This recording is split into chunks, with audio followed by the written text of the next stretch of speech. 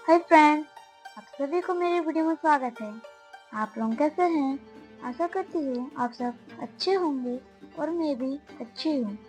रोजाना की तरह आज भी मैं एक न्यू मेहंदी डिजाइन लेकर आई हूँ। साथ में एक शायरी भी लाई हूँ। चलिए शायरी शुरू करते हैं। बहारों की मेहंदी बसंत में फूलों के खिलने से दिखती है। बहारों की मेहंदी बसंत में फूलों के खिलने से दिखती है।